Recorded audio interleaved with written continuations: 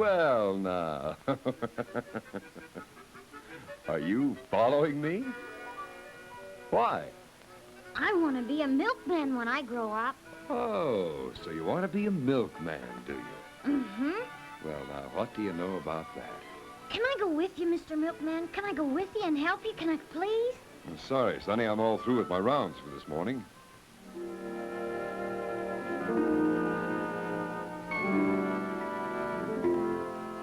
Oh, hey now. Come back here. I'll tell you what. I'm all through with my rounds, but I know what I can do. What?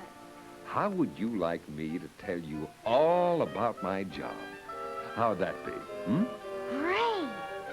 Well, Sonny, this job is one of the most important jobs in the whole world. Really? Yep, and it goes way back, all through the ages. Thousands of years ago, folks knew how important milk was and how healthy it was. Well, take, for instance, did you know that 2/3 of your body is water? Well, sir, it is. And when you lose that water through perspiration, why, milk replenishes it. You know what else is in milk? Butterfat particles. Millions and millions of them in a teaspoon of milk. And butterfat is what gives you lots of energy. You can digest it easy, too, and it has lots of that vitamin A in it. And milk has casinogen. Casinogen? And lactoalbumin. Lactobumo. That's close. Anyway, that's where we get our proteins. And lactose, that's the sugar in milk, which gives us lots of energy to work and play. And there's calcium in milk, and salts, and phosphorus. Phosphorus. That helps your bones grow straight and strong. Boy! Yes, sirree. All that right in this bottle of milk.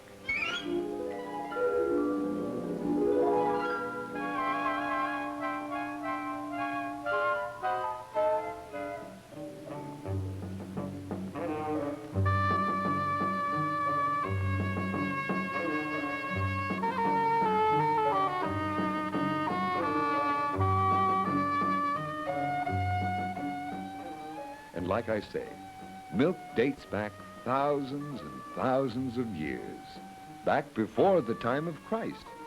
People not only drank milk back then, but in Egypt, some of the women, like Cleopatra, why, she even took baths in it to keep herself beautiful.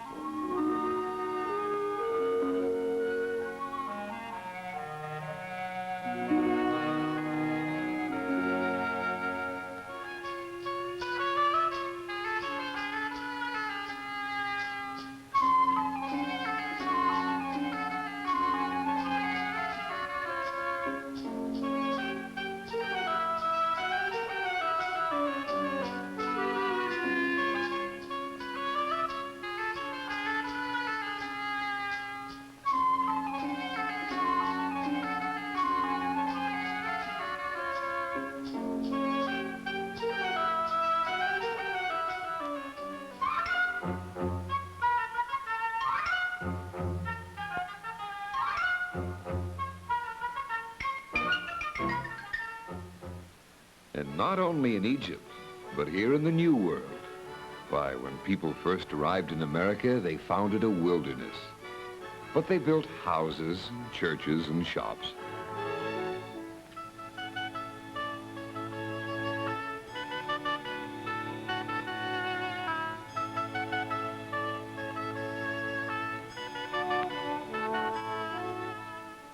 But you know what they missed most of all? You bet. And the very next year after they came here, they had a shipment of 30 cows sent over from Holland. And from those 30 cows the Pilgrims brought here, we now have 25 million dairy cows here in the United States. 25 million. But there's more to the story, a very sad part, Sonny. For back in those days in Europe, there was lots of sickness. Epidemics, they called them. Many people were sick from typhoid, and no one knew how to help them, until one man was able to shed some light on the problem.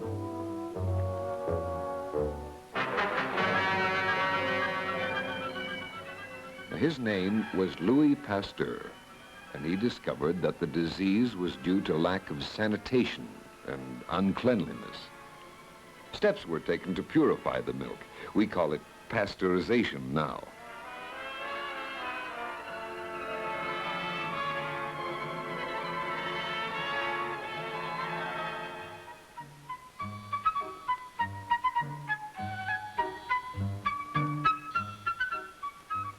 But although the scientists protected milk at the source, sometimes the ways of distributing the milk to the people was very unhealthy.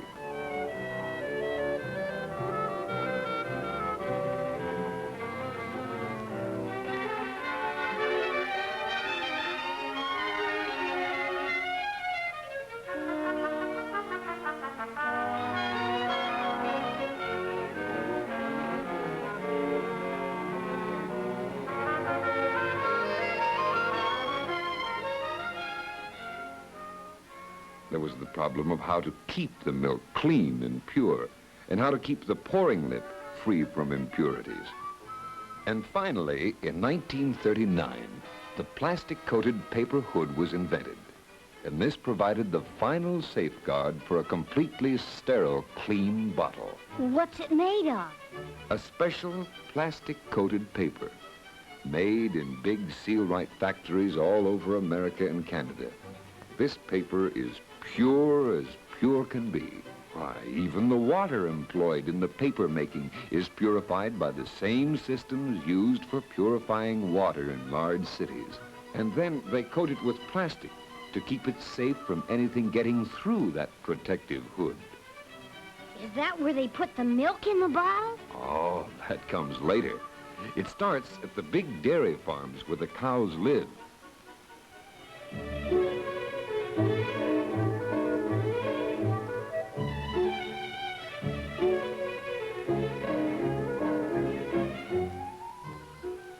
And the men who work there make sure you get pure, wholesome milk.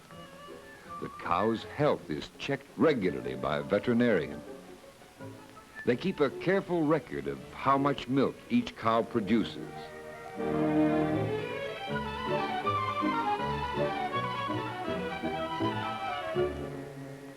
And from there, they take the milk to be strained and cooled in the milk house. Everything in the barns and the milk house is inspected for perfect cleanliness. All the equipment is constantly sterilized, too.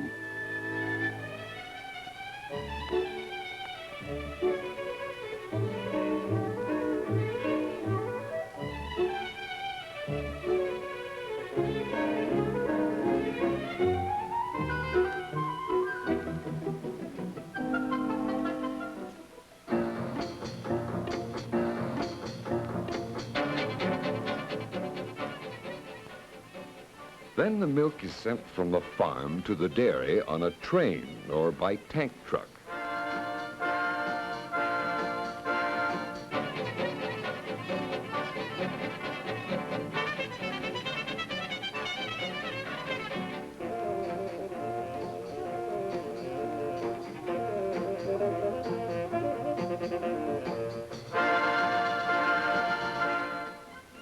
At the receiving station, the milk is weighed, tested, cooled, and samples of it are taken to the laboratory for more complete inspections and tests.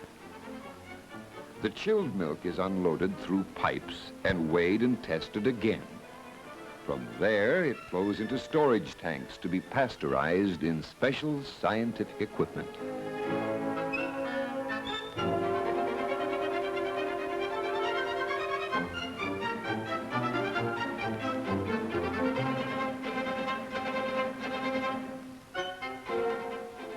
Then there's the bottle washing assembly.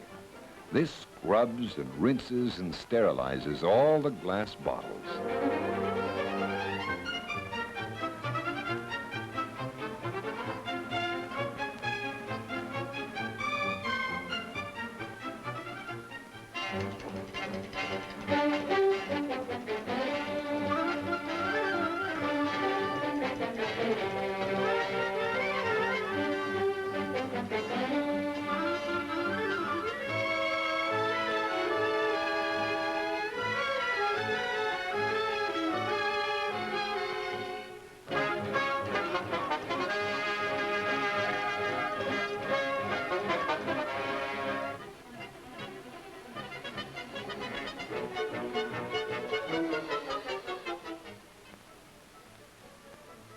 From there, they're sent to the machine which fills the sterile glass bottles with good, safe, delicious, cold milk.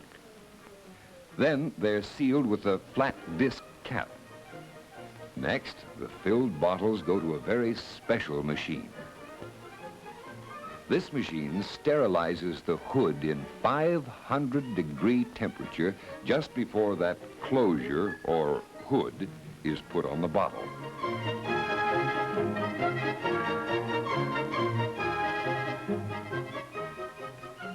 Then, the special hood is clamped on the bottle to protect the pouring head from being contaminated in any way at all.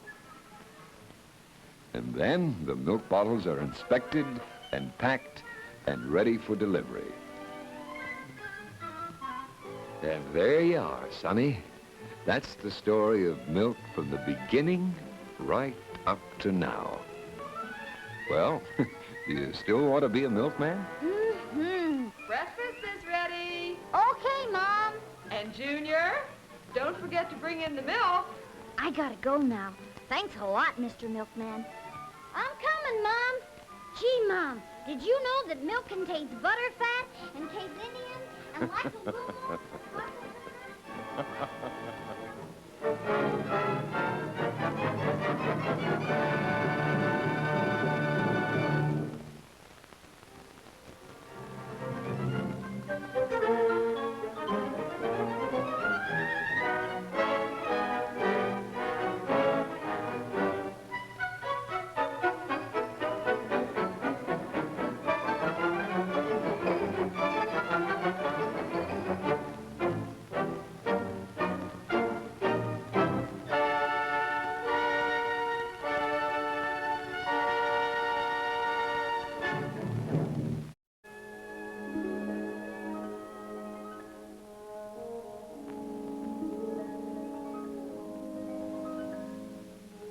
An ice cream dream. Sounds delicious, doesn't it?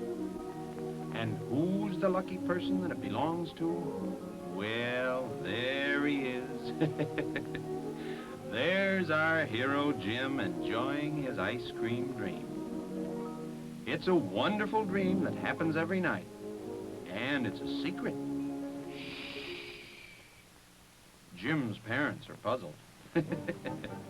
They can't understand the wonderful change that's come over their son. Why, every night now he rushes up to his bedroom, jumps into his PJs, scrubs his face and brushes his teeth, says his prayers and jumps into bed. He doesn't even have to be asked to do it. And it's all because of a most unusual history lesson that was really the beginning of an ice cream dream. One day last week, Jim went to school as usual. He didn't think anything special was going to happen that day. Just the same old reading, writing, and arithmetic. With maybe a little old dry history thrown in for good measure. And that's the way it went. But just as Jim was thinking past the dry old history that was coming up next to recess, he suddenly heard some delightful words drift into his ears. What'd the teacher say? The history of ice cream? Well, that's a subject any red-blooded human being is bound to be interested in.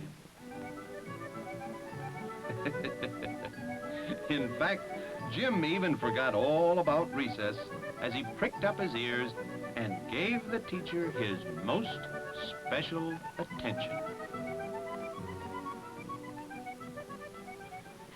Ice cream has a much more colorful and exciting history than any of you can imagine. To begin, let's go all the way back to the time of Alexander the Great, 300 years BC.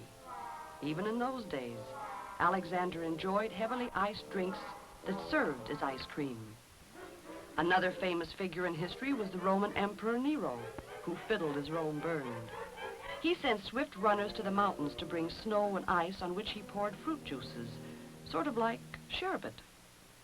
Near the end of the 13th century, that famous world traveler Marco Polo returned from China with recipes for making new water ices. Next we hear of King Louis XIV of France, who had so much furniture named after him, serving what appeared to be colored eggs at a royal dinner. The eggs turned out to be delicious sweetmeats, cold and compact as marble. In other words, ice cream.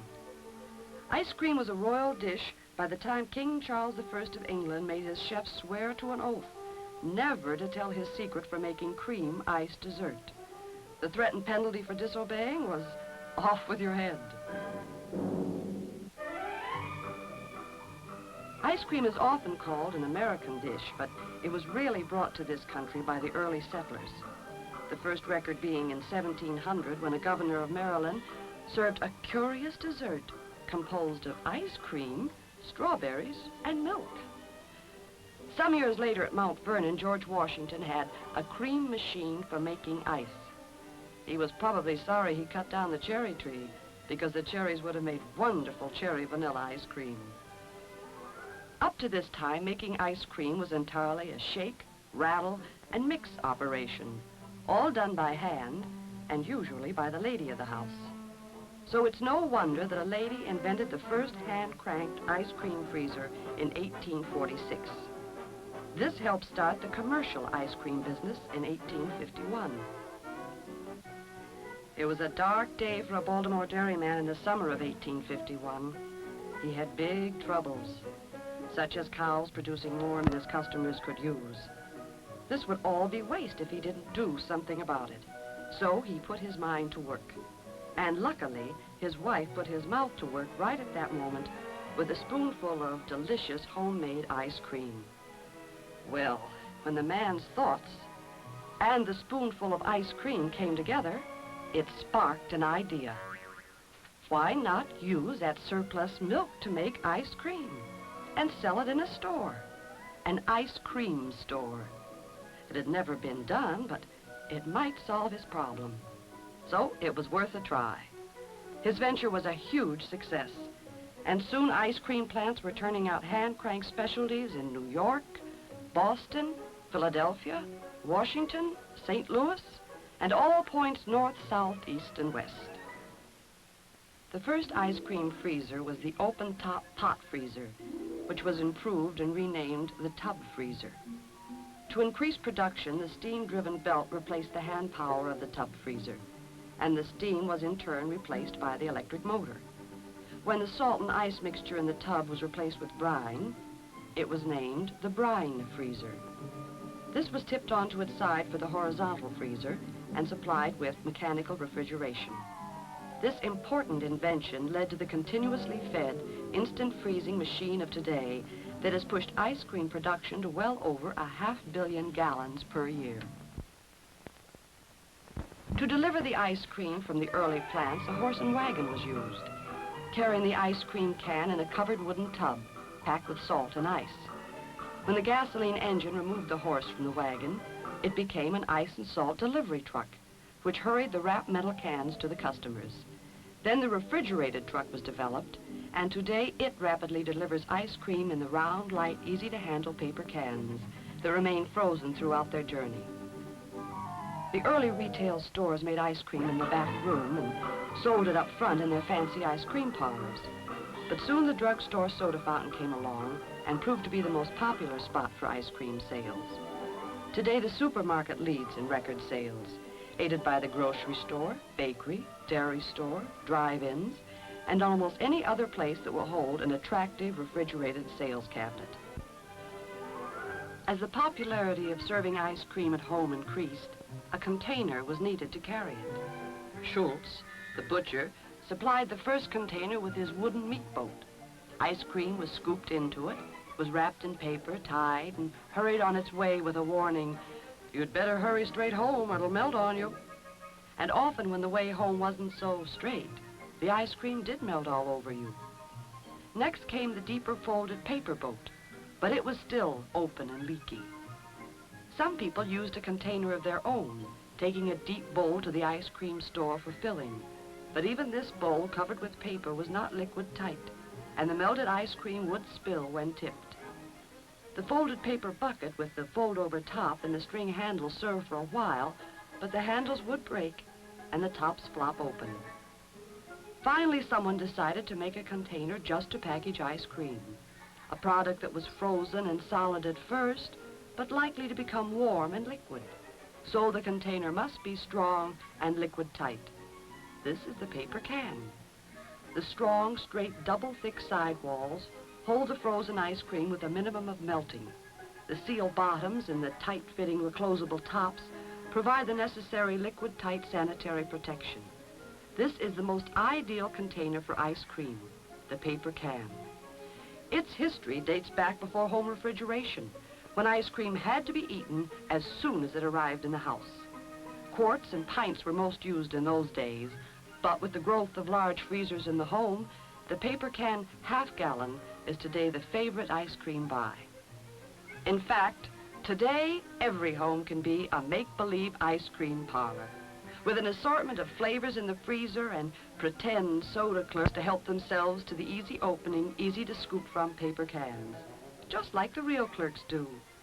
The manager of this make-believe fountain likes the paper can too, because there's no mess and no fuss to reclosing the lids for the trip back to the freezer. And she knows that the tightly sealed leftover ice cream will keep dairy fresh for later use. This, then, is the ice cream of today. A basic food like milk, butter, and cheese. Rich and nourishing food value, sparkling with taste appeal, and as handy as your family refrigerator, which is quite a journey from the back of Alexander the Great's elephant.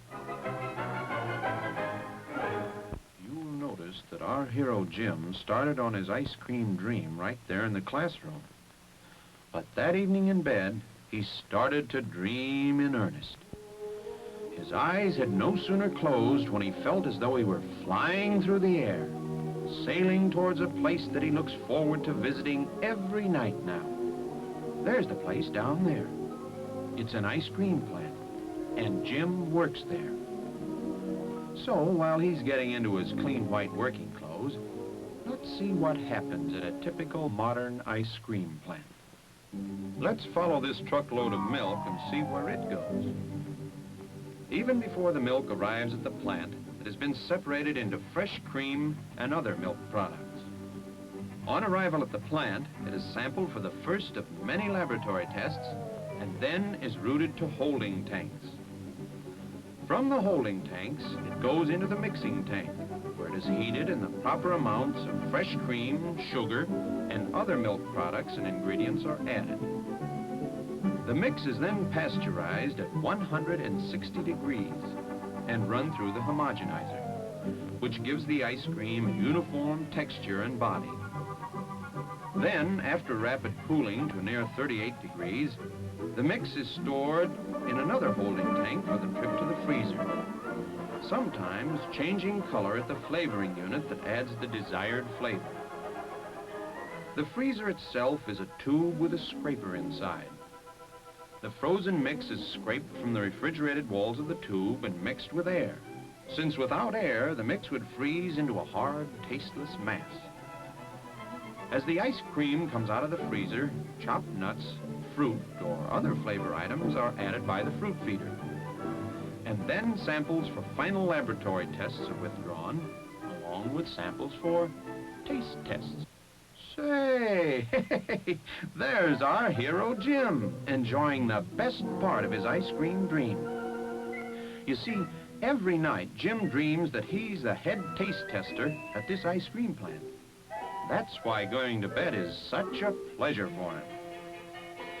Well, after the ice cream meets with the various tests, it feeds into the automatic filling machine, which in itself is a marvel of efficiency. So let's take a real lively look at it. Here's a lively parade of paper can half-gallons marching from the automatic filler and lidding machine that works with swift efficiency. The operator removes the lids from the empty sanitary paper cans by stroking them through the delidding chute. The paper can is then placed on the conveyor line and it feeds into the filler position.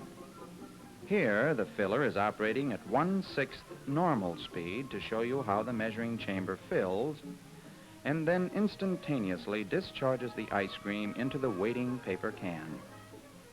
The rate of filling is automatically governed by the capacity of the freezer. and as many as 3 flavors can be fed simultaneously. The filled cans then travel onto the lidding table, automatically tripping the plunger that forces them underneath and into the lids awaiting overhead, sealing the paper cans automatically as they pass through. After traveling through this type of filler, the paper cans are stored in the hardening room. Sub-zero air circulates between the curved walls of the cans, evenly freezing the soft frozen ice cream to a delicious, smooth textured product. This attractive, fast-selling paper can of ice cream is a far cry from the butcher's boat and the warning, "Hurry home or it'll melt all over you." Say, there's our hero Jim heading for home now. So let's see if we can beat him there. Uh-oh. Looks like he won. And he's still dreaming. But in the morning, he'll pop out of bed, off on a day's journey of school and play, with a stop in there somewhere for a helping of ice cream. Jim's mother is happy to serve him this basic, healthful, energy-giving food. And it's no trouble at all with an easy opening paper can.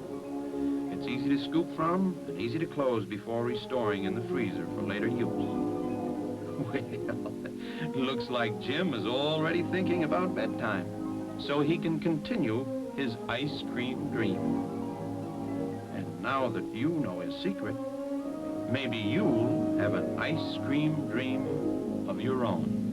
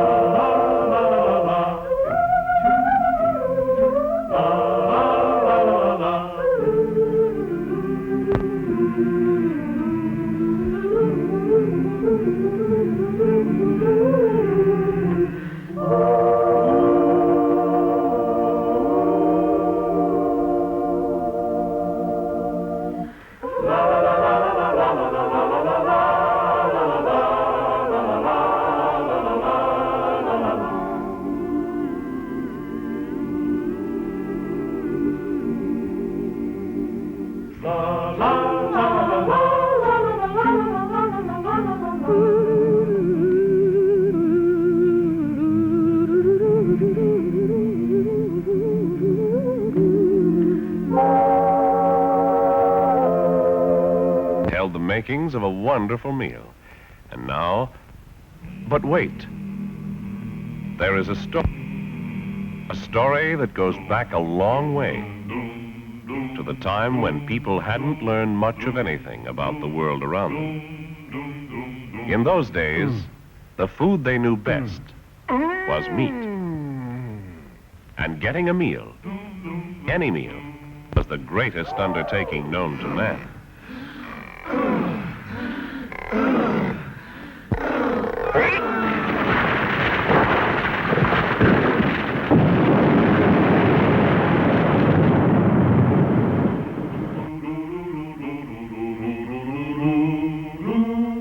The worst part of it was, they had to eat all they could at one sitting. There was no way to save the meat. A lot of time elapsed between meals. Life was reduced to pretty simple terms. One long search for food.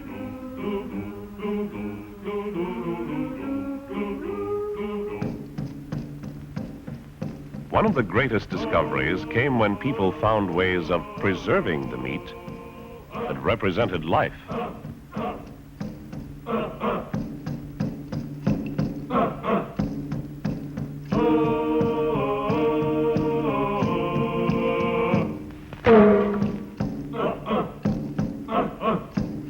they found that heat could be used to dry meat so that it wouldn't spoil. It lost all of its fresh flavor and some of its nutritional value, but dried meat would keep for months. The deer and buffalo of summer could feed the people in snow time. But while their stomachs were amply filled, they didn't know that their physical well-being depended on more than this. The words nutrition and well-balanced meal were as yet unknown.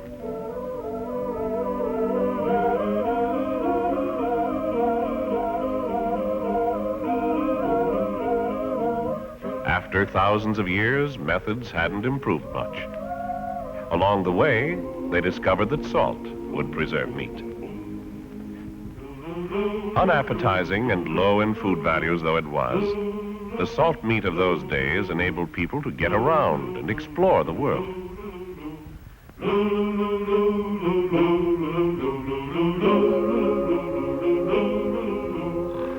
But whatever method they used to preserve food, people still had to devote a lot of time and effort to the problem of providing food for the future. It all required a lot of cumbersome equipment and was not always successful. Then came a chain of events that was to lead to revolutionary benefits for mankind.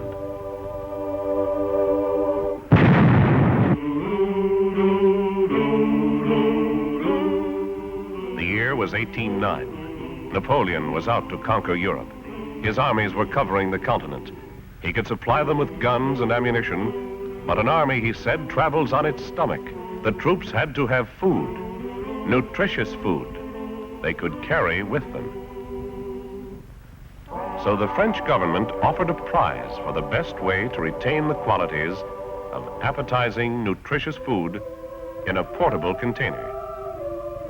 Nicolas Appert, a pickler, brewer, and confectioner of Paris, came up with the answer. He sealed pre-cooked foods in jars and bottles, which were placed in big kettles of boiling water for half an hour. After one test he conducted, beef, mutton, and partridge, after 4 months and 10 days at sea, were as good as when they were cooked. And not only had they been preserved, they tasted good. Every other previous process had largely killed the original flavor. Here, for the first time, much of the flavor was retained. Now the soldiers could have better provisions than ever before. But there was one bad feature. Appert's process preserved, but his containers didn't protect. About this time, an Englishman, Peter Durand, thought, what could be a better protector than metal?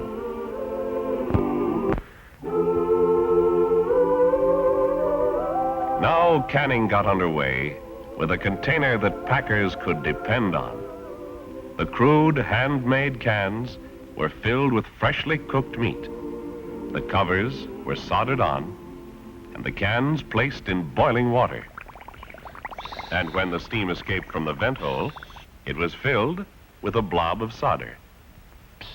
One of the first popular products was British beef for British sailors. They needed dependable provisions, for world trade was expanding. Now, canned meat keep not only in polar latitudes, where food preservation had never been a great problem, but in the heat of the tropics as well. It became standard fare for His Majesty's Navy on the 7 seas. In the meantime, canning had spread to America. There were some improvements, but cans were still largely handmade, and therefore hard to turn out fast and in sufficient quantities.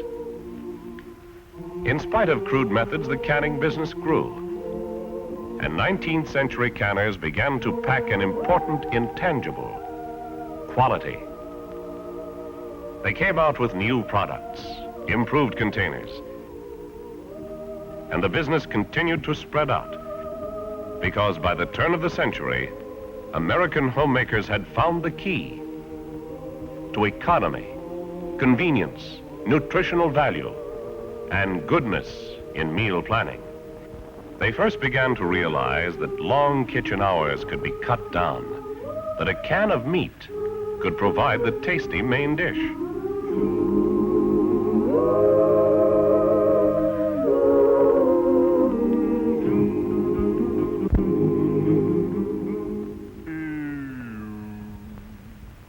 Around this time, a far-reaching improvement in tin can architecture came into existence. An improvement that was to give great impetus to an industry and change meal preparation habits for everyone. This was the sanitary can. Sanitary because the full opening permitted washing of the interior before being filled with food. Developed down the years, it is the container that today fully protects and keeps foods delicious until you are ready to use them. Think how this would have changed the lives of the cavemen, or the Pilgrim Fathers, or even people in the earliest days of the canning industry, where a man with old-fashioned tools could turn out only a few handmade cans an hour. Now, with modern equipment, he can turn out hundreds of cans a minute. Because of mass production, the price per unit is reduced. More people buy. Higher production is needed to fill the demand. Increasing numbers of people are employed. And the cycle starts all over again with more money available to buy more units. The process begins with sheets of steel coated with a very thin layer of protective tin or specially developed enamel, or both. One machine, called the slitter, cuts these into body blanks.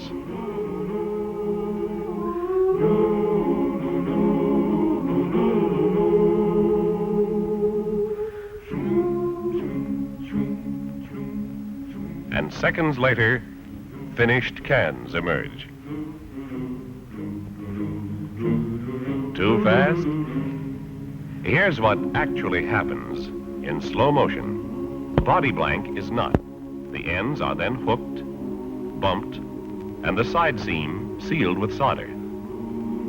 After the seam is made, the ends of the can body are flanged.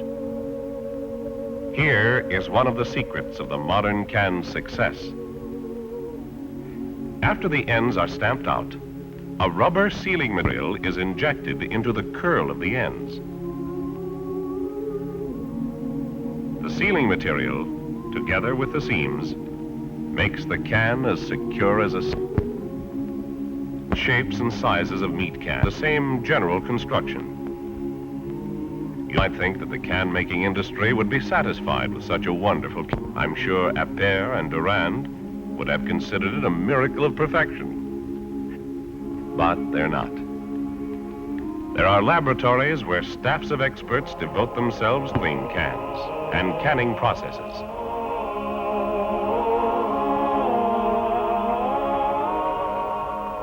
They strip sample cans to see how well they protect.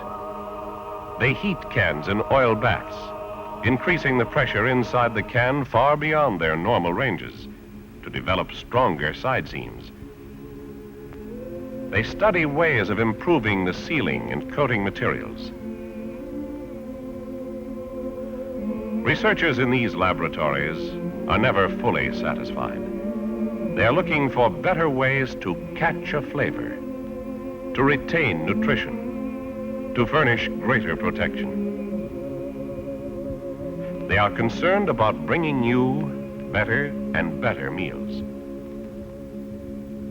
We saw the time when people were tied down, when they had to follow their food supply, when they had to go shopping with a bow and arrow, when the supermarket was a barrel of salt in the cellar. Now you can stretch out your hand and select meat for dinner, food that may have grown 1,000 miles away.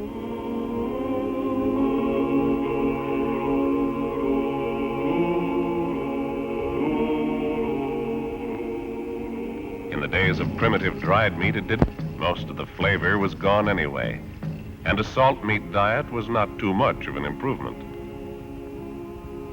But nowadays, flavor, nutrition, and quality is assured in an unlimited variety of canned meats.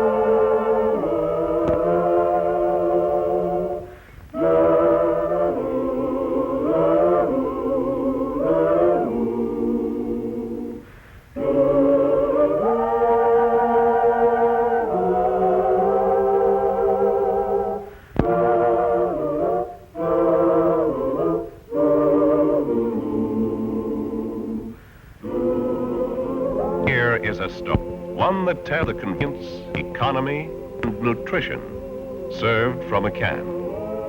A story of progress, not only in the canning industry, but reflected in all related industries: transportation,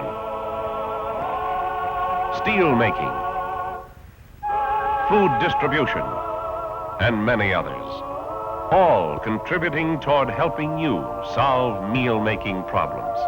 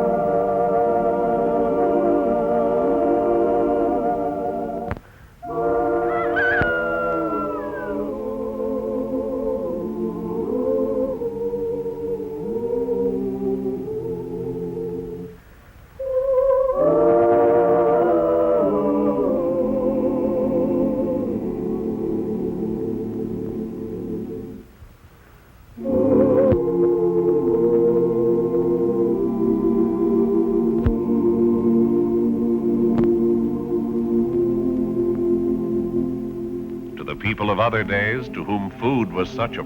These would seem like miracle meals. But miracles are few and far between. While this convenience, economy, this supply of wonderful, nutritious, ready-to-eat meat is within your easy reach, whenever you need it, wherever you are. But this is not the end of the story.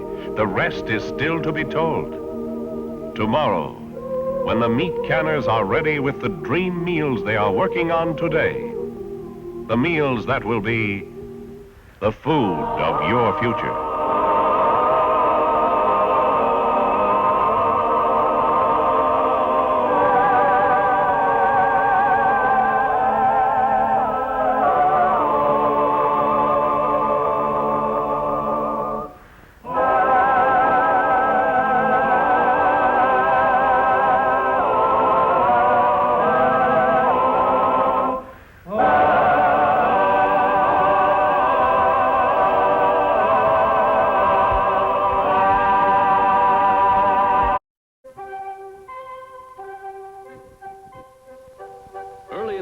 August the 23rd, 1827, some 200 miles southeast of the Bermuda coast, a light breeze filled the sails of the brig North Star, outbound from Boston for Trinidad.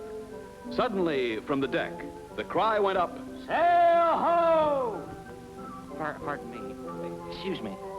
Sorry, lady. Excuse me. Now, where were we? Oh, yes. "Sail ho!"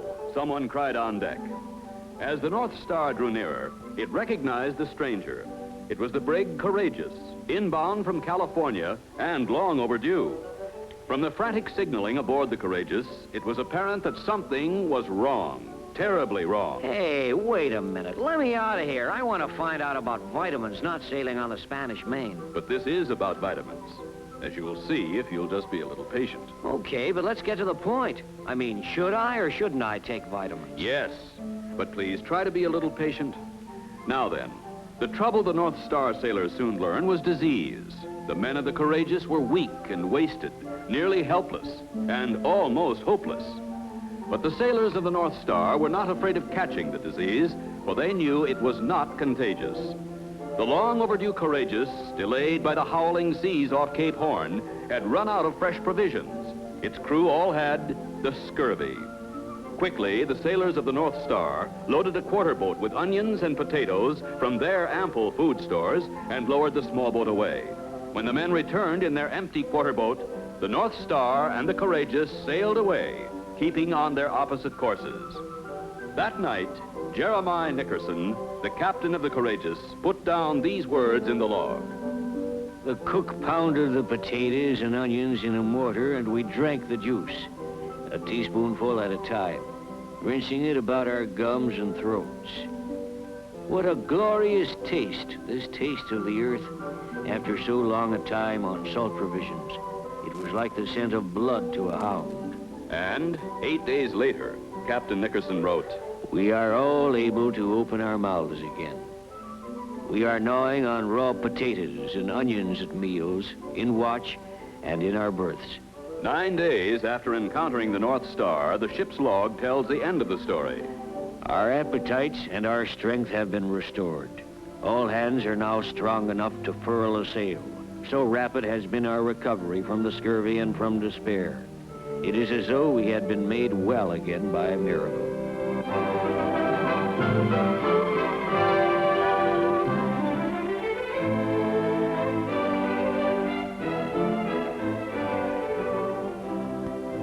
So you've had your fun, now for the lecture. You're here to learn about vitamins, and I know all about them, so be quiet and listen while I do all the talking. Vitamins are organic substances or compounds, either fat-soluble or water-soluble. Simple. For example, vitamin A is fat-soluble, but vitamin A2 has 2 less hydrogens in the cyclic portion of its structure. You can always recognize vitamin A. It looks like this. Study it so you can recognize it in case you see it again. And take a good look at vitamin E. In our quantitative determinations of alpha tocopherol, we must always remember that the beta and gamma tocopherols have 1 less methyl group in the benzoquinone nucleus. Think about nitrogenous hydroxy acid. Wait a minute. I don't dig that stuff. All I want to know is, should I or shouldn't I? I understand perfectly, but please be patient. Thank you, Professor. That'll be all. Let's think about the sailors of the Courageous once more. They knew they had scurvy. They also knew that fresh fruits and vegetables would cure it. But they didn't know anything about vitamin C or the other vitamins or nutrients in foods. In fact, no one did then. It wasn't until nearly the turn of this century that nutrition began to be investigated scientifically.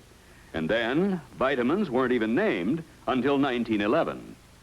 Some scientists, of course, were long aware that such chemical substances had to exist in foods.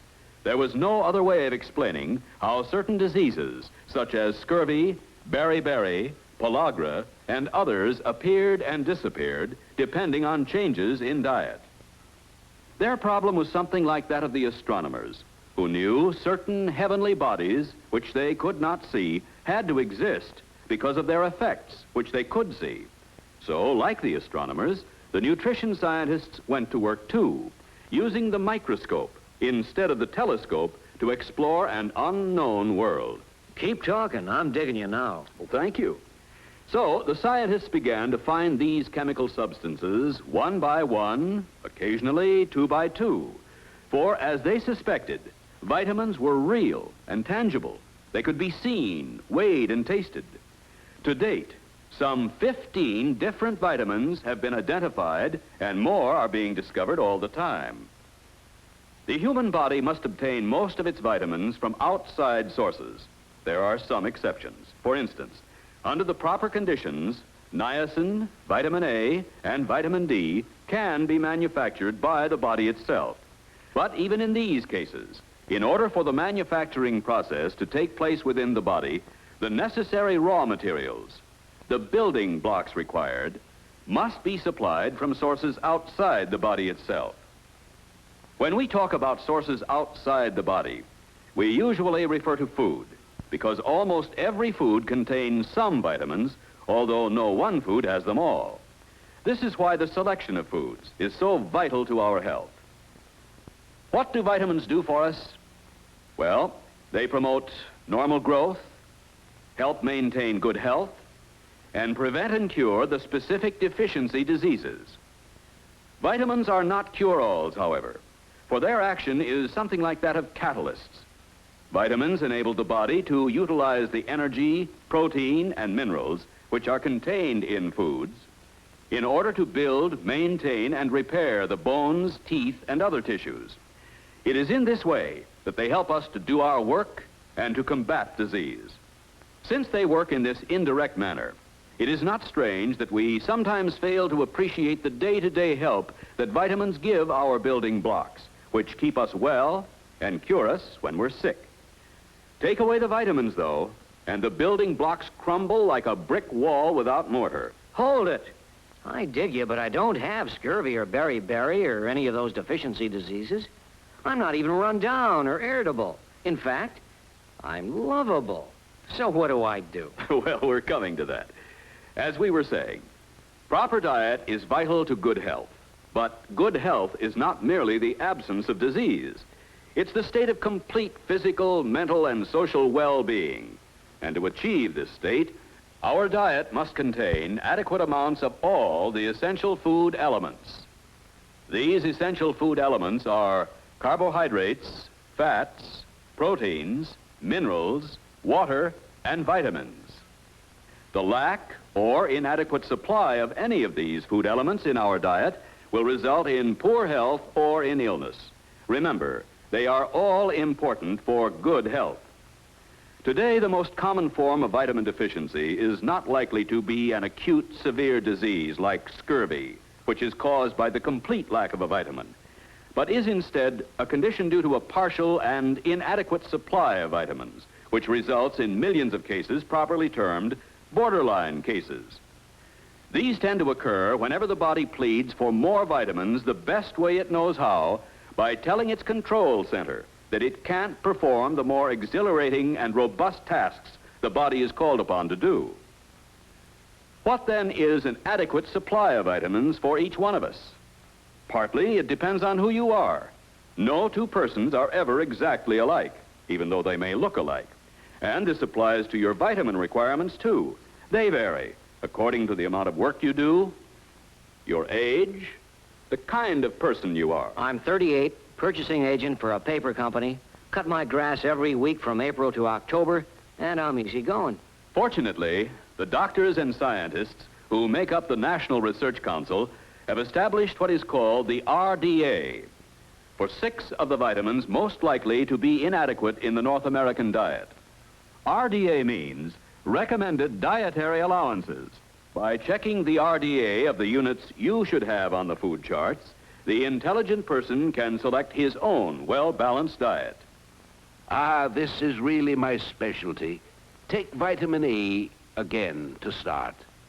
Axarothol, carotene, and cryptoxanthin. International USP units for adults, 4,000. So if you're having mustard greens for lunch, just check mustard greens on the chart for its vitamin value. 20,000 units. Oh, boy. Now look for dandelions. Wait a minute. I don't like mustard greens or dandelions, and I haven't got time to... Sir, please. The professor was only making a point for us. Checking everything we eat is, of course, something that most of us don't want to be bothered with. Well, okay. So I don't like food charts or mustard greens, and I hate dandelions. I just want to know, should I take vitamins? Yes. For good health, you must get enough vitamins, either from the food you eat or with the help of vitamin supplements. If your diet is adequate, you don't need the supplements. But be sure your food is properly cooked, that the vitamins aren't thrown away in the water your food is cooked in, and that the vitamins really are in the foods. Because, you see, vitamin content in food is not a constant thing. The condition of the ripeness, the processing, the storage, and the transportation may all cause the vitamin content of the very same food to vary widely. Oh, boy, I'll never get a straight answer. Oh, sure you will. But there are a lot of straight answers. Let me give you an illustration. Farmer Brown and his wife started their own farm 40 years ago. They got to town only a few times a year. They grew almost all of their own food, all kinds of it. But times changed. Farmer Brown became more specialized. And like most of the rest of us, today the Browns are only a few minutes from a big shopping center where they buy most of their food now. And their food preferences, which they passed on to most of their children, have resulted in, believe it or not, vitamin deficiencies down on the farm, A and C in particular. Oddly enough, their son, Bill Brown, who left the farm for the city 20 years ago, is okay on vitamins A and C. But because he's cut down on the amount of pork and cereals he eats, he and his family are deficient in thiamine, or B1, among others. So where you live or what you do is not as important to your nutritional health as your daily choice of food. And I say daily, because it is only by forming the habit of eating properly that you can be certain that you and your family will continue to meet your vitamin requirements through the foods that you eat. If, for some reason, you are unable to establish proper eating habits, automatically and permanently, why then, naturally, a vitamin supplement is probably indicated for you. Wait a minute. The guy who runs the elevator in our building told me that his sister-in-law says her aunt knows a guy who took too many vitamins. That's a good point. And it's also one on which there is some confusion. As we said, doctors know the recommended daily allowance for vitamins. And they also know the minimum daily requirements to avoid sickness. Furthermore, doctors know, and so should you, that there is no danger of any toxic effect from the amounts of any vitamin ordinarily required for supplementing your normal diet.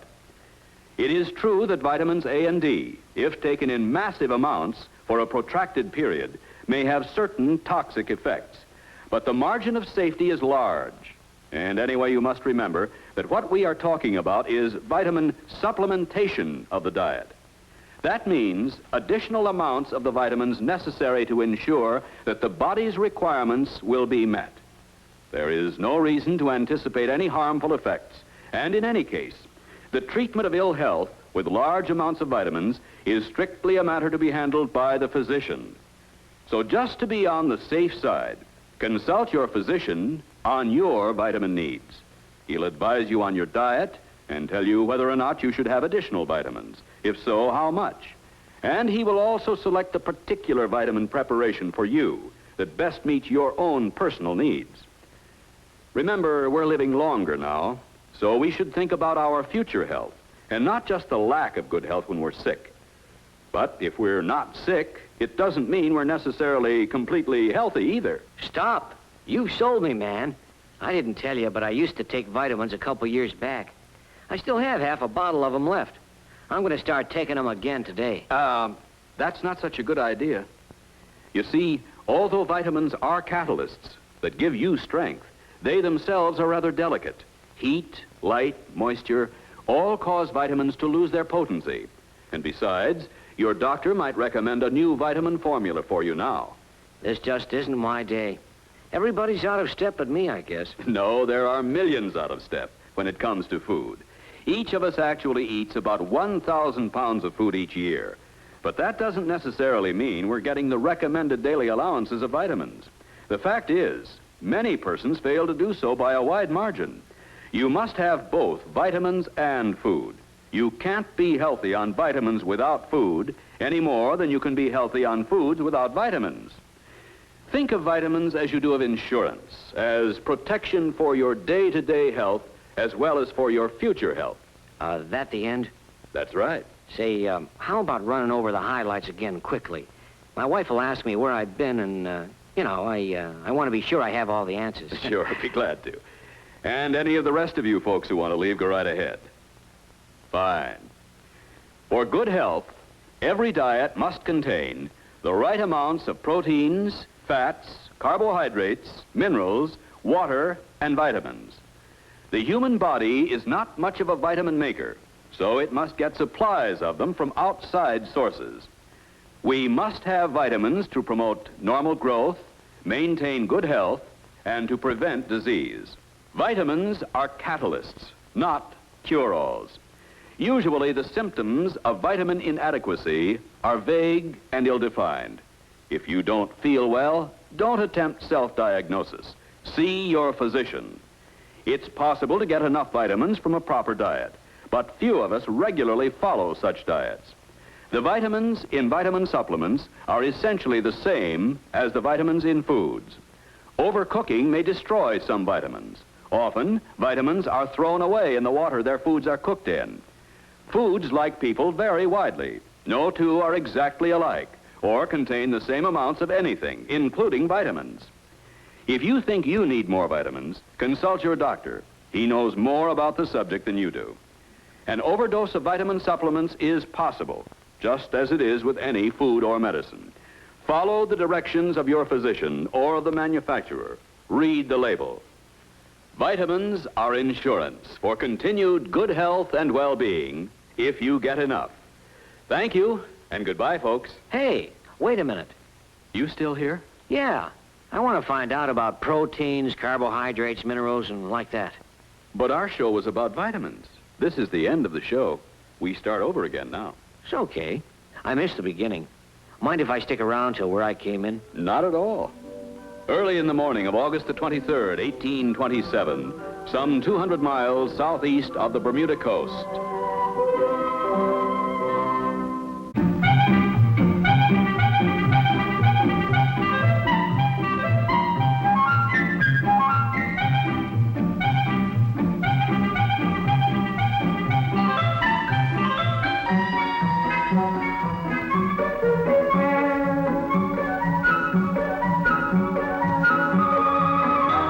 This is the story of Theobald T. Throckle. Theobald doesn't know it yet, but this is destined to be the strangest day of his entire life.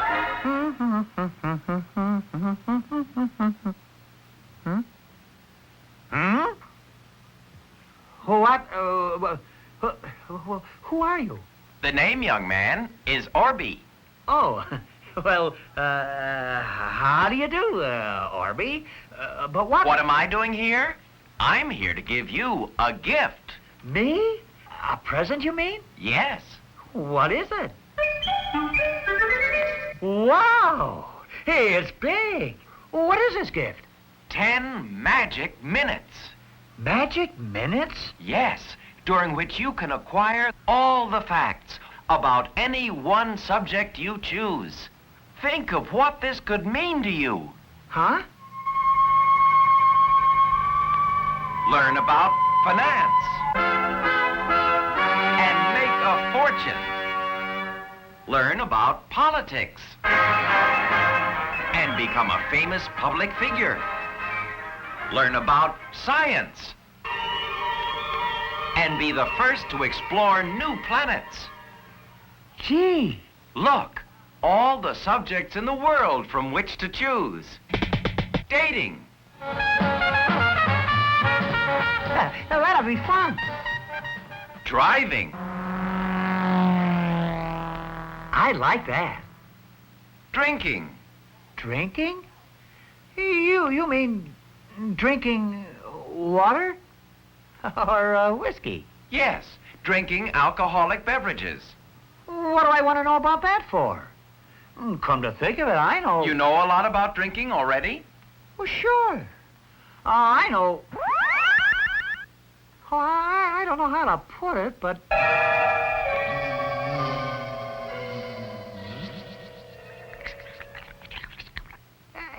You can't get drunk on beer. Yeah, that's what people say. And, oh, yes. Drinking makes you feel stimulated. Besides, I've heard that liquor is good for medicinal purposes. Isn't it? Sure, I've heard lots of people talk... Hey, where'd he go? Oh. Hey! What's that? My fact or fancy meter. We're going to find out whether a lot of the things you hear about drinking are fact or fancy. Golly! Remember what you said before, that you can't get drunk on beer? The fact or fancy meter will prove whether that's right or wrong. Which of these contains the most alcohol? This bottle of beer, this glass of wine, this glass of whiskey. You've got 5 seconds to answer, Theobald. Get set, go!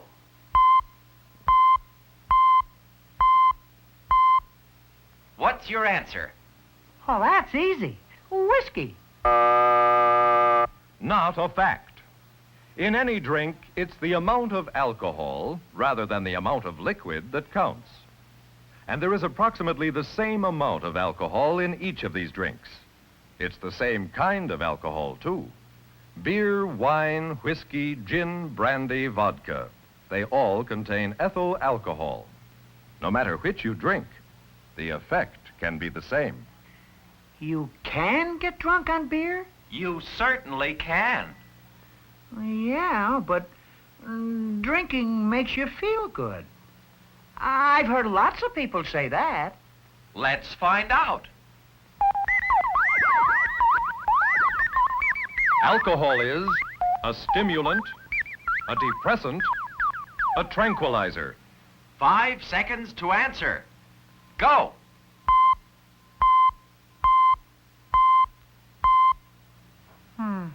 If alcohol does make you feel good, then it's a stimulant. The truth is that alcohol is a depressant. Hey, wait. People who drink claim they feel so, happy. Alcohol can fool folks into thinking they're stimulated. Say, everything looks, kind of rosy. Yes, after a couple of drinks, you're liable to think you see the world through rose-colored glasses. But... now things look fuzzy. yes, shortly your vision, hearing, and reflexes all become dulled by alcohol. Besides, how do you suppose you look to the world? Your steadiness decreases. Whoops. You become louder, more talkative. What do you mean? Who talks louder? You become clumsy. Your speech is slurred. Say, I can talk as plain as anyone.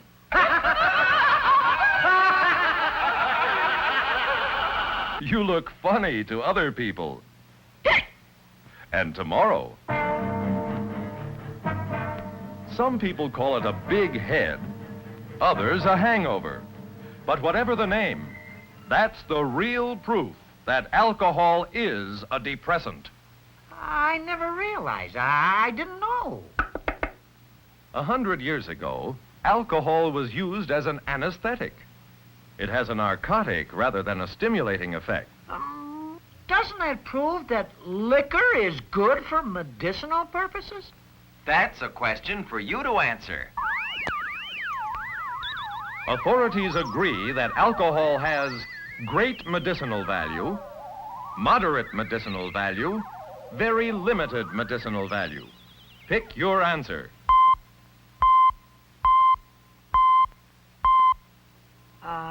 Moderate medicinal value? Very limited medicinal value. The American Medical Association says this: alcohol is not a specific or cure for any disease. Not even for a snake bite? No. A person bitten by a snake may be in shock, which is increased by the depressing action of alcohol. Maybe I don't know everything about drinking.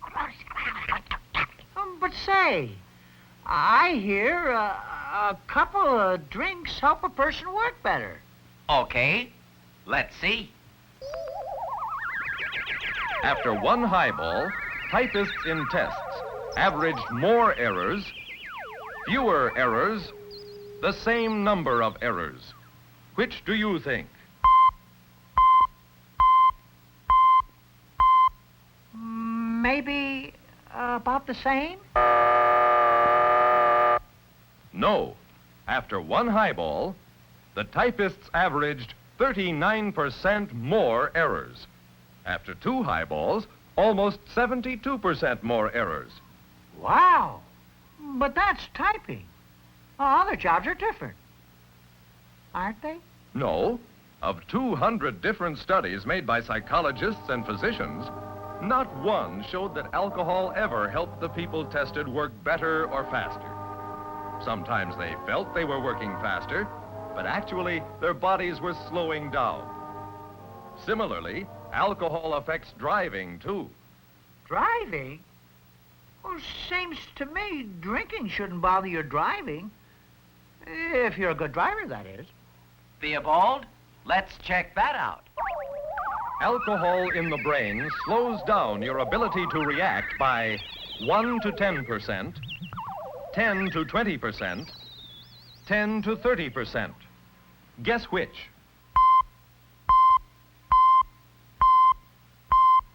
I give up.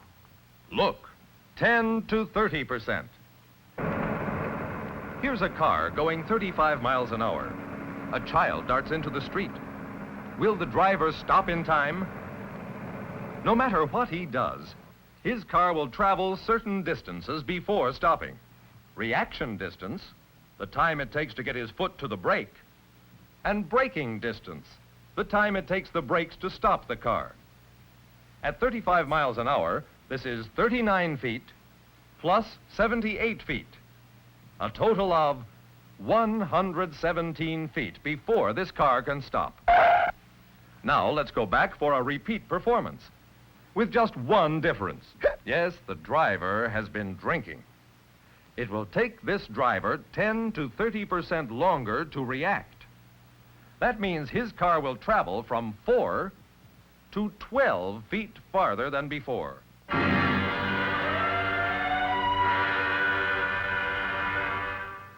Gosh, they shouldn't drive when they start feeling their drinks.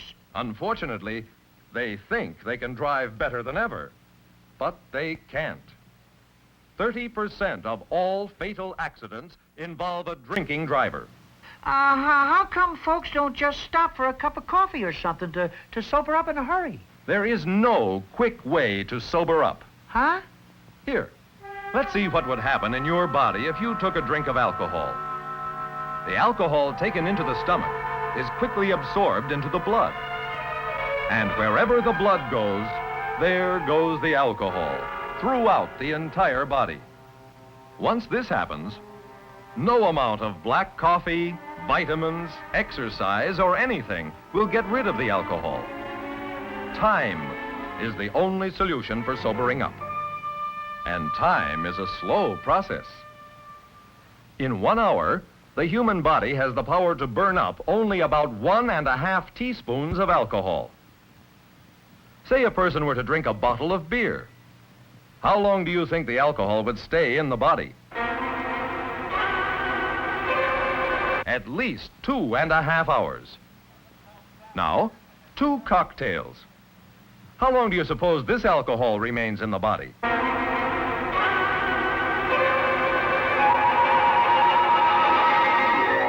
5.5 hours. Gosh, and here I always thought, come to think of it, I used to think a lot of funny things. About drinking, I mean. No, nothing like having the facts, Theobald. Yes, when you have the facts in front of you, you can make up your own mind about this business of drinking, whether it will help you or hold you back. You mean whether or not there's anything in it for me? Oh, look, Theobald. There's one more question in the machine. Take all the time you need to answer this question. The decision you make may be one of the most important of your entire life.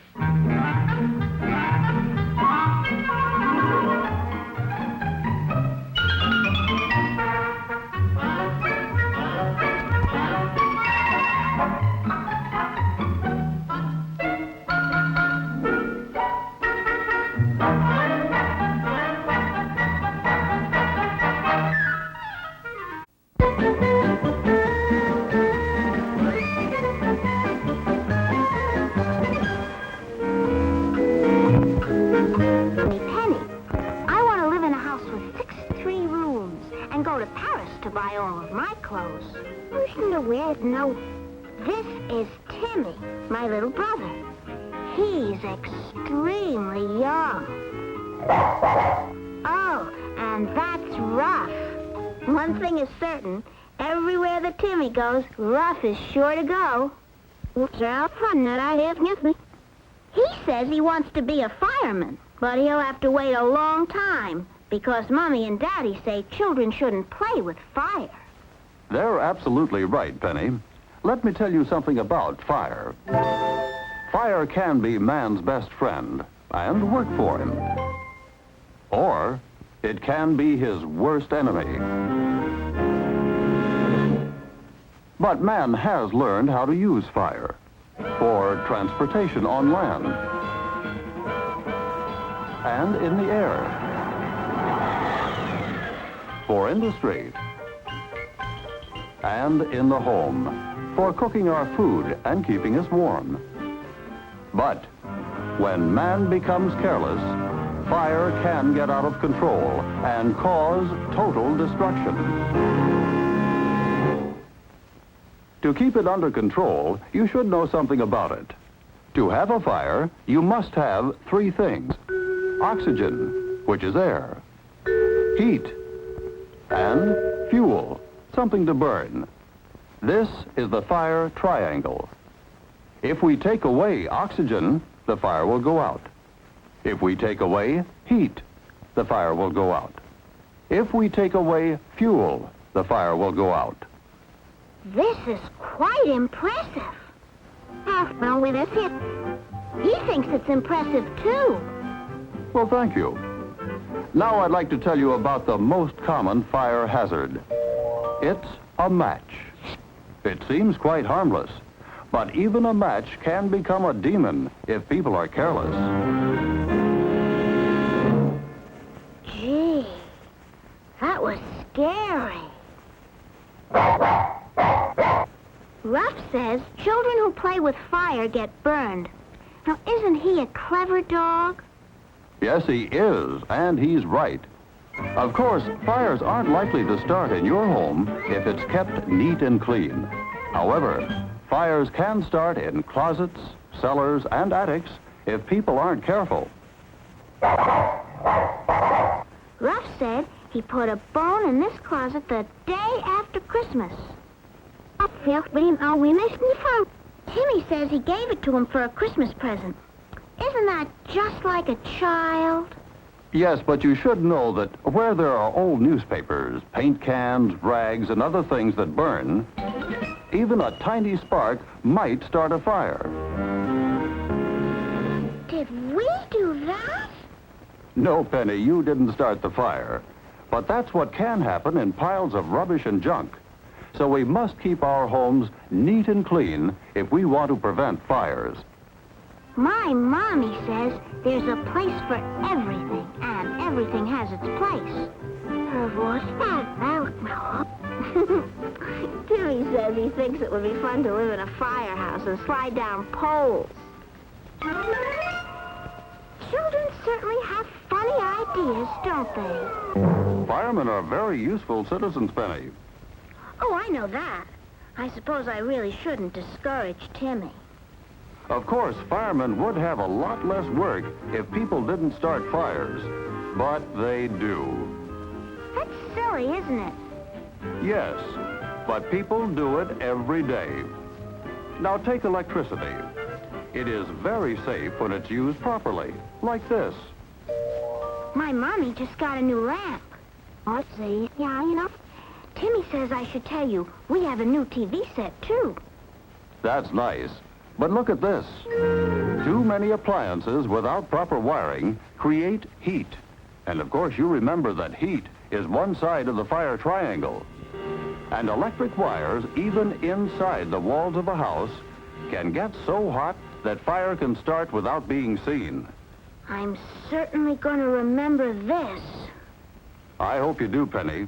But you don't have to worry about this happening if your house is wired properly.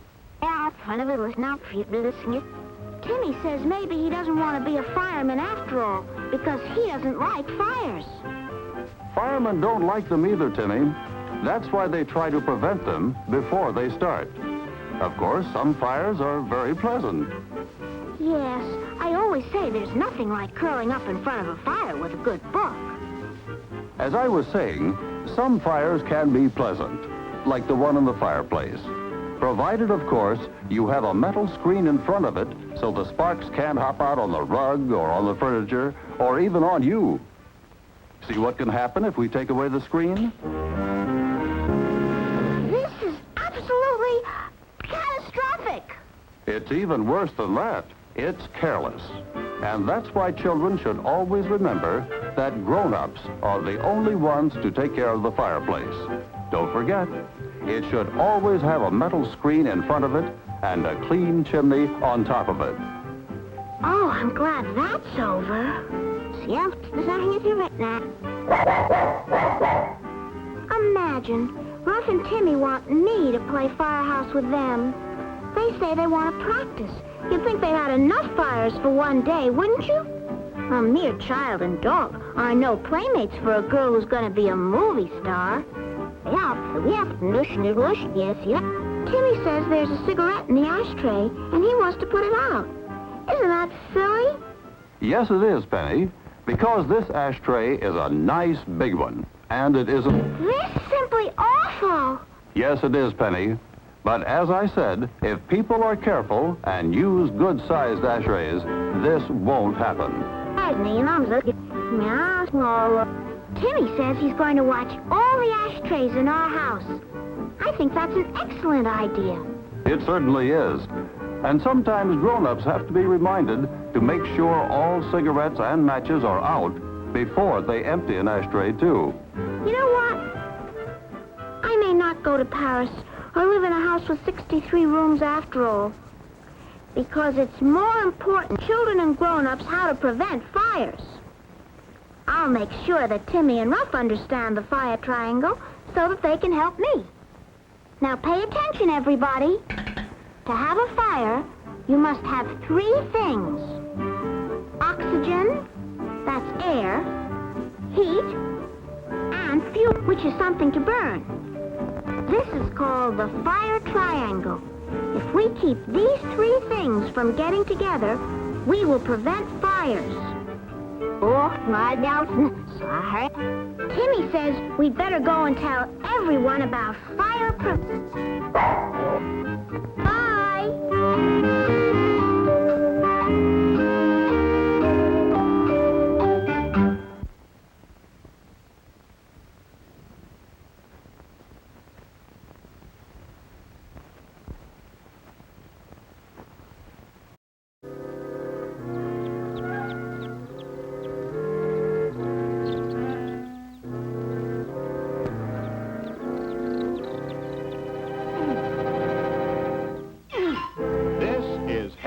Smith the First, a good man in his time. And as you can see, his time was long ago. Things were rough at the dawn of history, and Henry was no exception. But something else was even tougher than Henry. That's right, weeds. Personal pride and the fact that he has to get home makes Henry do something about them, or try to.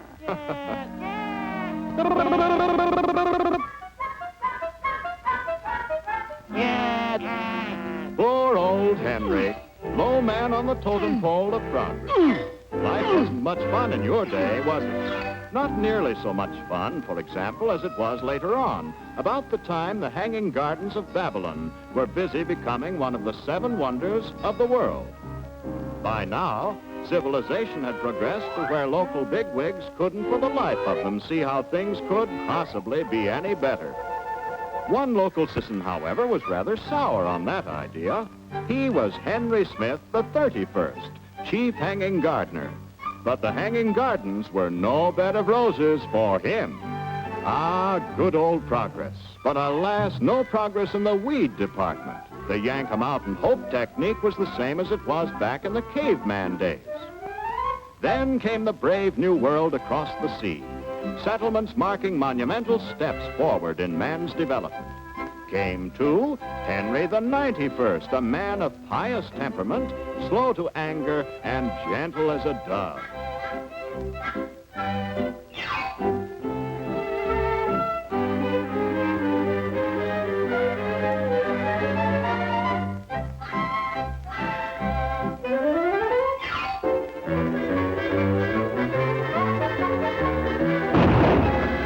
Those were the good old days. Gone, all gone. And we can't shed a single tear over their going, for life today is so much more pleasant, easier, happier. Today...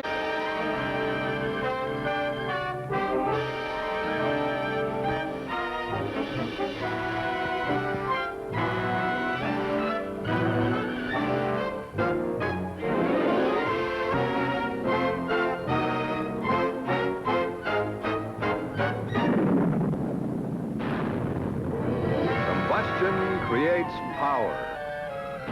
In the beginning, when the world was formed, combustion was power beyond our understanding. Power out of control, with all the elements unleashed in raging fury, piling up mountains, carving out valleys, building the earth we know today. A large part of the Earth's upheaval was caused by combustion, the name we give to the explosion which occurs when air and fuel are combined with heat or ignition. How the explosive force of combustion is controlled to give us useful power is easily understood if we see these elements as individual characters. Air, for example, can be pictured as this big, happy-looking fellow floating peacefully in space. But don't be fooled by his vaporous appearance, for this character is plenty solid, and those enormous muscles are as strong as oxygen. But air is usually lazy and languid, an easygoing sort of character. In fact, air gets along fine with anybody, even with this explosive little rascal, fuel. When fuel comes from petroleum, he's really a tough little character, bursting with energy and hydrocarbons. Together, air and fuel have tremendous possibilities, but they never get anywhere without the energy of heat or ignition. This little fellow can be any sort of high temperature, like the heat from friction.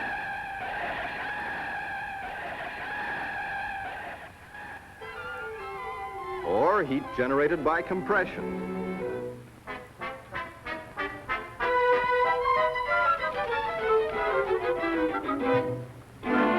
Or he can be an electric spark.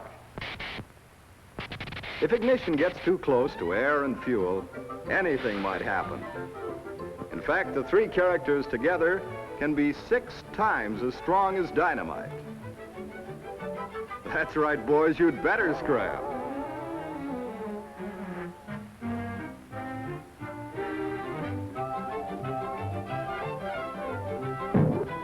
Because when ignition catches fuel and air under the right conditions, there's always a terrific explosion. And boy, are they burned up. Burning, of course, is the same thing as combustion. When it happens inside a closed space, it is called internal combustion. As we have seen, combustion occurs in nature on a gigantic scale. Here, far down in the earth, explosive gases have accumulated. When gas burns, it expands. That is, it pushes out furiously for more room. That push is power. But this is wasted power, power out of control. How could it be made to do useful work? Well, if some imaginary giant wanted to control this natural power, he would have to cap the volcano with a huge sliding plug or piston to capture the full force of the explosions. Then he would hitch up a rod to connect the sliding piston to a wheel, thus converting up and down motion into more useful rotary motion.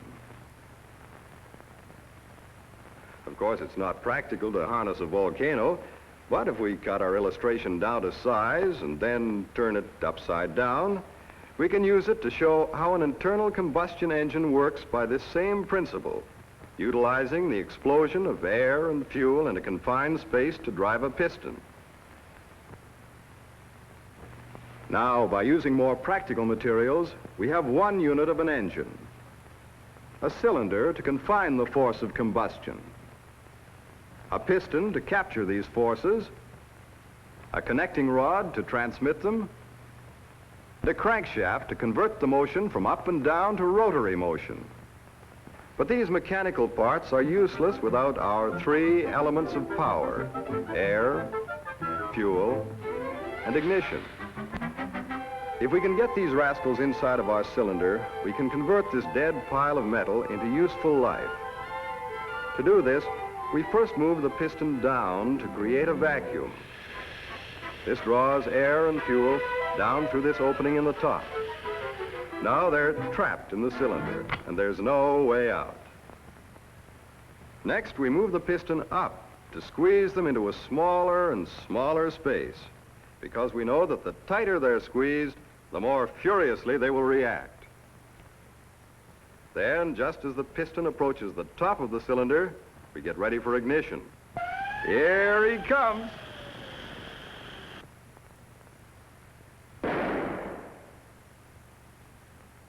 This is power under control, in the simple arrangement of a cylinder, a piston, a connecting rod, and a crankshaft.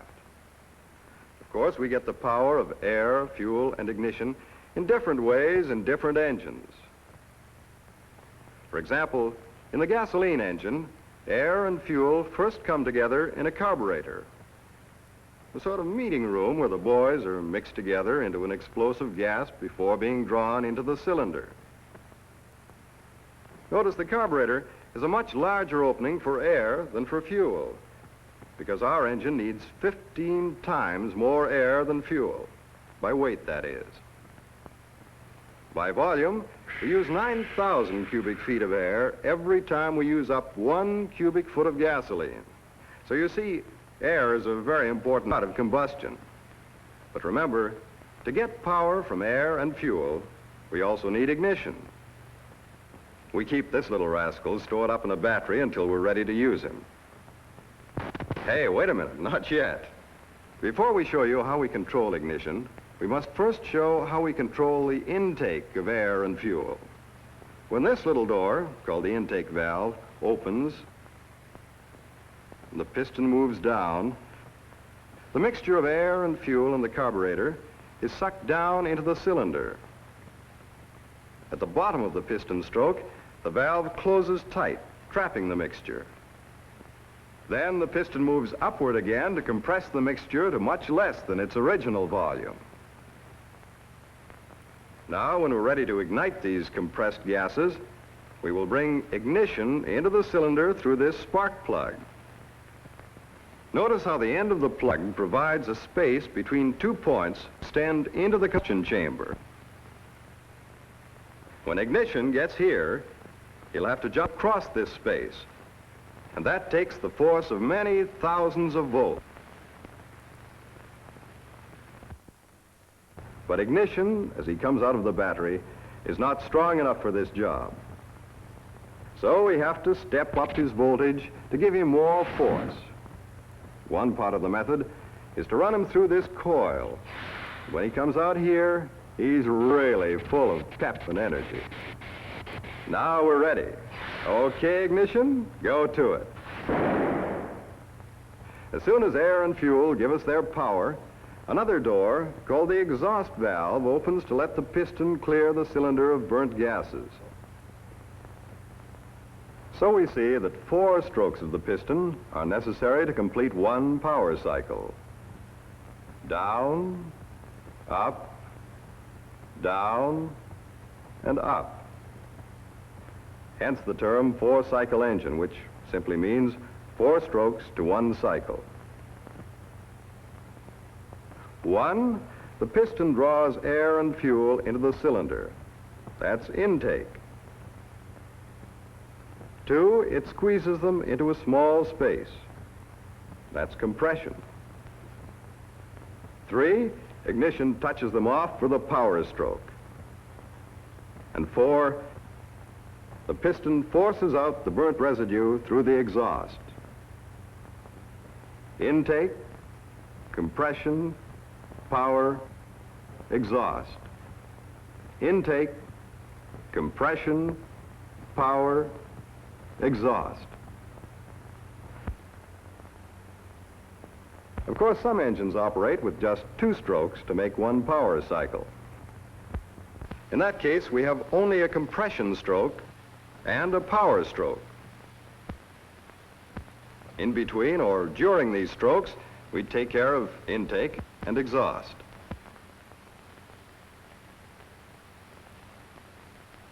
But whether we have a 2-cycle or a 4-cycle engine, we must keep the crankshaft turning smoothly between each power stroke.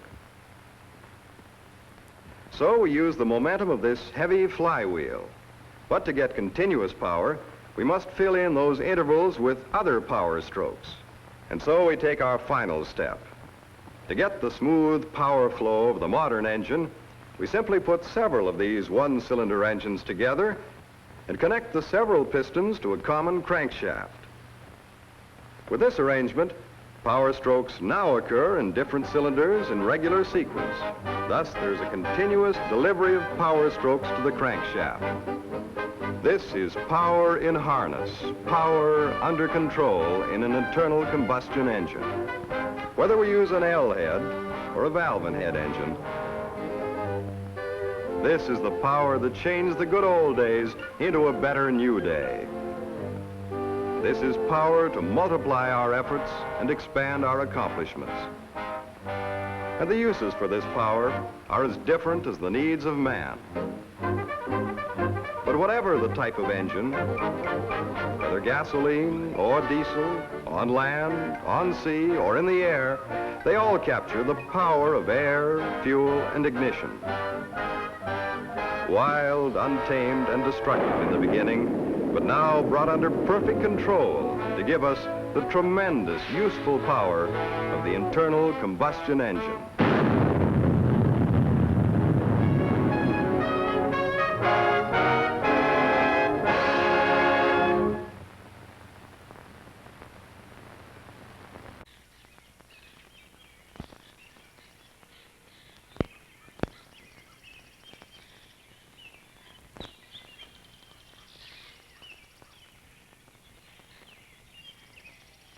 Once upon a time, in a famous story, a girl named Alice got very curious about a little white rabbit who passed by. She followed him and soon found herself falling a very deep hole into a strange place called Wonderland. Wait! I'm late. I'm late. Hey, wait! I'm too late.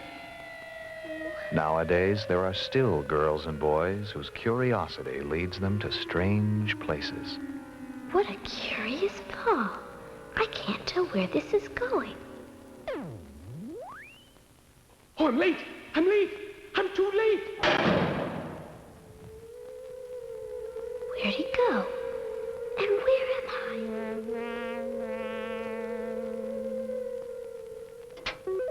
I? A medicine cabinet? What's it doing here? Aspirin? Things Mommy gives me when I'm sick. Prescriptions. Mommy has to get those from a doctor. I wonder whose they are. Oh, cigarettes. I know they're not good for you. Curious. Liquor? A liquor cabinet? That's not good for kids either. But, what? Oh! Maybe cigarettes and alcohol are like medicine. I didn't ever think of that. They're all things that make you feel different, that change you.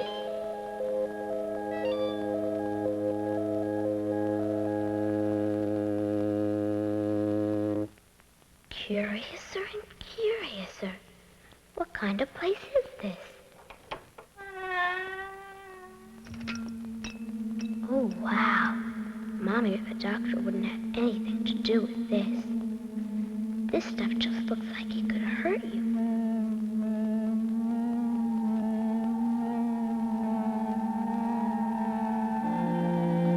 Oh, that must be where that rabbit went. But I'm too big. If I could change myself.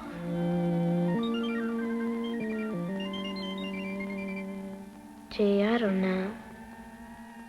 Maybe if... Well, here goes. Oh, wow! Oh, wow.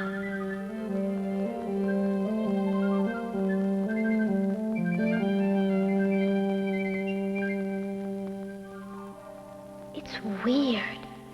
Everything's different. Even me. I'm not somebody else, but I don't feel like I'm really me either.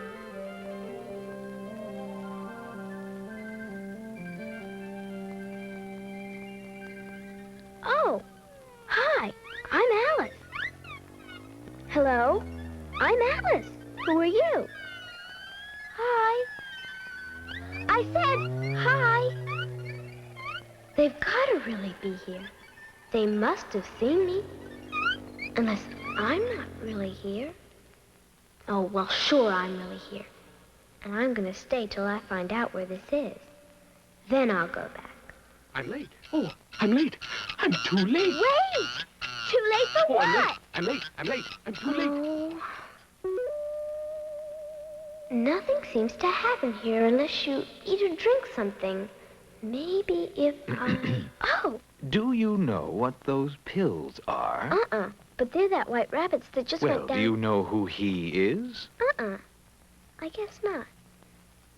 Can you tell me, please, which way should I go? That depends on where you want to go. It doesn't matter. I don't even know where I am. But I do have to get someplace. Ah, if you just want to get someplace, just keep going.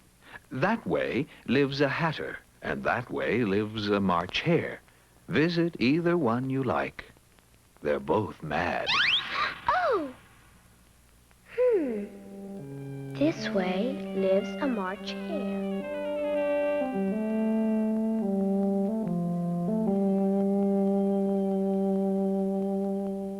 Oh!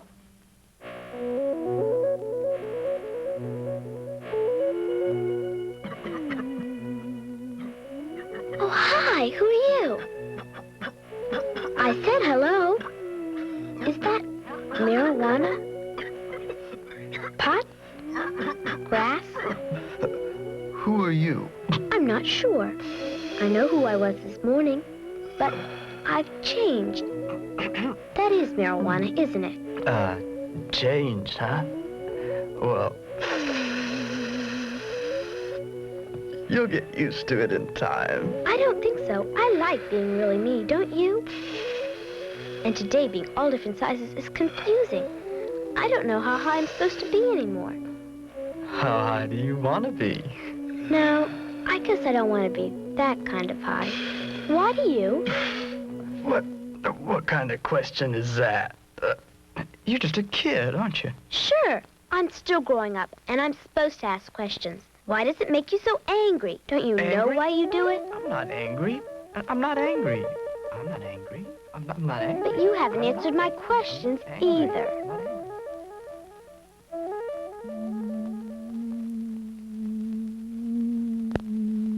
Everybody at home is probably worried about me by now.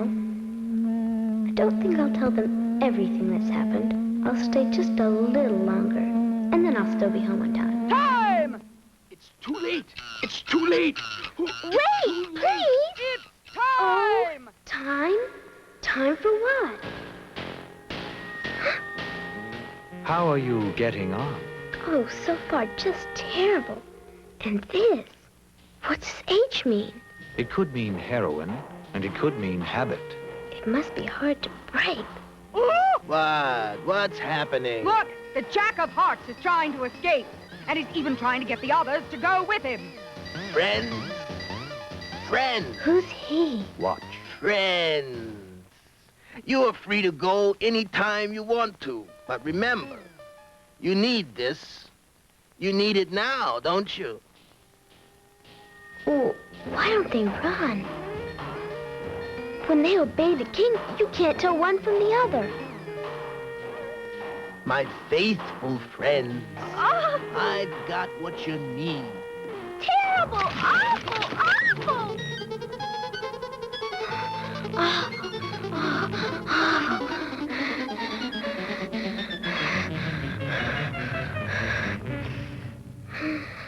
Hi. You must be the March Hare. Yeah. My friends, the Dormouse, he's sleeping, and the Hatter, he's traveling. Can I just sit here a minute? I'm just a little tired. You ought to have some pep pills, uppers, amphetamines, speed. Make you feel super good. Super good. Do you feel okay now? Oh, well, nah. Sometimes you crash. You get kind of sick, and that's scary. You just kind of come all apart inside. Well, it's very nice of you to offer them to me, but Offered them? Who offered them? These are mine. Oh, I'm glad you're waking up. I'm not. Oh, a new face.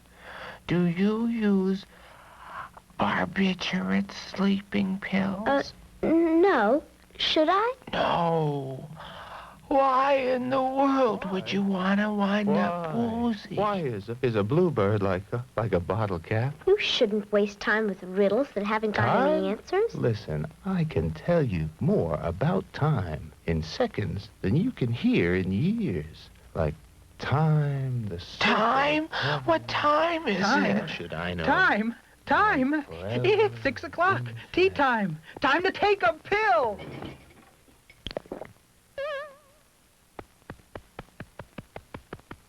Dynamite.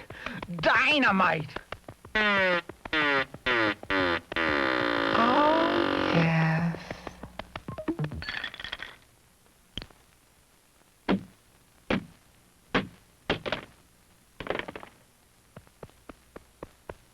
Keep this under your hat, friend. But she doesn't know what we're doing. Yes, I do. You live here in this beautiful place. It could be Wonderland, and all you do is take those pep pills. Sleeping pills. LSD. Marijuana. Heroin. Stop it! Do you know what you're doing? Well, what are we doing? What time is it? It's 6 o'clock. Tea time. Time to take a pill. No! Why? Just take a few amphetamines and you can be like me. Or freak apart your tender brain by taking LSD. Sleeping pills are beautiful. Heroin is king. Everything is clearer now. Just let me do my thing.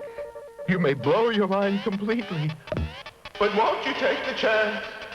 Will you? Won't you? Will you? Won't you? Won't you join the dance? Will you? Now, do you know where you are? Go home. It's too late. It's too late. No! It's not too late.